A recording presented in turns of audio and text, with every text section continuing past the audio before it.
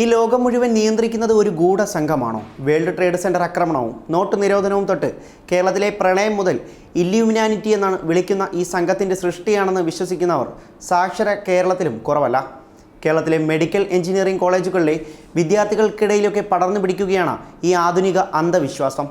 മോഹൻലാലിനെ നായകനാക്കി പൃഥ്വിരാജ് സംവിധാനം ചെയ്ത ലൂസിഫർ സിനിമ ഹിറ്റായതോടെ കേരളത്തിൽ ശരിക്കും ഇല്യൂമിനാറ്റി തരംഗവും സാത്താൻ സേവയും ചർച്ചയായി എത്തിയിരിക്കുകയാണ്. ശാസ്ത്രത്തിൻ്റെയും ചരിത്രത്തിൻ്റെയും യാതൊരു പിൻബലവും ഇല്യൂമിനാറ്റിക്ക് ഇല്ല.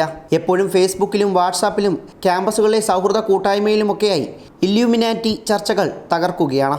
യൂട്യൂബിലും നിരവധി പേരാണ് ഇല്യൂമിനാറ്റിയുടെ അനുഭവങ്ങൾ വിശദീകരിച്ച് വീഡിയോ ഇടുന്നത്. ഉന്നത വിദ്യാഭ്യാസമുള്ളവരാണ് ഇവരിൽ പലരുമെന്നാണ് ഏറെ ശ്രദ്ധേയം. ശാസ്ത്രബോധവും യുക്തിബോധവും തകർന്ന ഒരു തലമുറയാവുകയാണ് കേരളീയർ എന്നതാണ് ഇപ്പോൾ ഞെട്ടിക്കുന്നത്. ഇല്യൂമിനാറ്റി എന്ന വ്യാജ സംഘത്തെ കേരളത്തിൽ കൂടുതൽ പ്രചരിപ്പിച്ചത് ലൂസിഫർ സിനിമയാണെന്നത് പറയാതെ വയ്യ. കറുത്ത കാറിൽ വെള്ളക്കുപ്പായം ധരിച്ച് ലൂസിഫറിലെ സ്റ്റീഫൻ നെടുമ്പള്ളി എത്തുന്നു. രാഷ്ട്രീയക്കാരൻ, കരുണാലയം എന്ന അഗതി മന്ദിരത്തിൻ്റെ നടത്തിപ്പുകാരൻ, കർഷകൻ, മയക്കുമരുന്നിനും ദുർശക്തിക്കുമെതിരെ പോരാടുന്നവൻ തുടങ്ങി നിരവധി വിശേഷണങ്ങൾ സ്റ്റീഫൻ നെടുമ്പള്ളിക്ക് ഉണ്ട്. ചിത്രം ഒരിക്കൽ കണ്ട പ്രേക്ഷകന് ഇത് നിറഞ്ഞ് ആസ്വദിക്കാവുന്ന ഒരു പൊളിറ്റിക്കൽ സ്റ്റോറി മാത്രമാണ്. എങ്കിലും ചിത്രം ഇരുത്തി വിലയിരുത്തിയാൽ ചില കാര്യങ്ങൾ നിങ്ങൾക്ക് കാട്ടിത്തരും. ലോകം മുഴുവൻ കൈപ്പിടിയിൽ ഒതുക്കാൻ കഴിവുള്ള, ലോകം ഭരിക്കുന്ന ഇല്യൂമിനാറ്റി എന്ന സംഘടനയെക്കുറിച്ച് ചിത്രം പറഞ്ഞ് അവസാനിപ്പിക്കുകയാണ്. അതിസമ്പന്നരും അഭ്യസ്ത വിദ്യരുമായ ഒരു കൂട്ടം ആളുകളെ നിയന്ത്രിക്കുന്ന അദൃശ്യമായ ഒരു ഘടകം. ചിത്രത്തിൻ്റെ തുടക്കം തന്നെ കാണിക്കുന്നത് കമ്പ്യൂട്ടറിൽ എന്തിനെന്നറിയാതെ അസ്വസ്ഥനായി തിരയുന്ന ഒരു ഇന്റർപോൾ ഉദ്യോഗസ്ഥനെയാണ്. അയാളുടെ അന്വേഷണം ചെന്നെത്തപ്പെടുന്നത് അബ്രാം ഖുറേഷിയിലേക്കും ഒപ്പം ഇല്യൂമിനാറ്റിയിലേക്കും റോത്ത്ഷീൽഡ് കുടുംബത്തിലേക്കും ആണ്. സ്റ്റീഫൻ ഇല്യൂമിനാറ്റിയുടെ വ്യക്തമാണെന്നതിൻ്റെ സൂചനകൾ ചിത്രത്തിൽ വ്യക്തമാണ്. സ്റ്റീഫൻ നെടുമ്പള്ളിയുടെ വരവിനെ കാണിക്കുന്നത് തന്നെ ഇരുട്ടിൽ നിന്ന് വെളിച്ചത്തിലേക്ക് കടന്നെത്തുന്ന രംഗമാണ്. പിന്നീട് സാത്താൻ്റെ നമ്പർ, അതായത് 666 വച്ച കറുത്ത കാറിൽ സ്റ്റീഫൻ തിന്മയ്ക്കെതിരായ പോരാട്ടങ്ങളിലേക്ക് കടന്നു ചെല്ലുന്നു.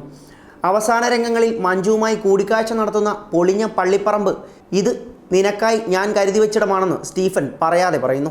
ക്ലൈമാക്സിലെ കറുത്ത വസ്ത്രമിട്ടുള്ള രംഗങ്ങളിൽ പിന്നിലായി കാണുന്ന മൂങ്ങയുടെ രൂപവും ഇവയെല്ലാം സാത്താൻ്റെ അടയാളങ്ങളാണ്. കഥാപാത്രങ്ങളെ പരിചയപ്പെടുത്തുന്ന ഇന്ദ്രജിത്തിൻ്റെ ഗോവർദ്ധൻ എന്ന കഥാപാത്രം പോലും സ്റ്റീഫനെ പറയുന്നത് ലൂസിഫർ എന്നാണ്. അതായത് ഹിന്ദു ഗ്രന്ഥങ്ങളിലെ മഹീരാവണൻ, ഇസ്ലാമുകളുടെ ഭാഷയിൽ ഇബിലീസ്, ക്രിസ്തീയ നാമത്തിൽ ലൂസിഫർ. ഇല്യൂമിനാറ്റി ആരാധകരുടെ വ്യാഖ്യാനങ്ങളും അങ്ങനെ പോകുന്നു.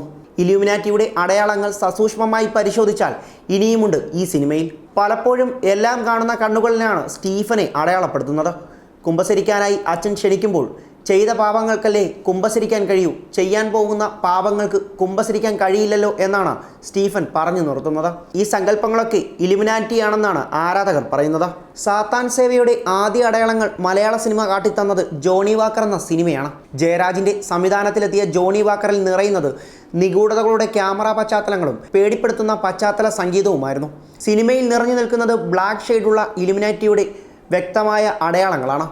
മയക്കുമരുന്ന് പാർട്ടികൾക്കിടയിൽ കുരിശിൽ മെഴുകുതിരി കത്തിച്ച് ആരാധന, ഡാൻസുകൾ തുടങ്ങി നിരവധി ബ്ലാക്ക് ഷെയ്ഡുകൾ ആ ചിത്രം നൽകി.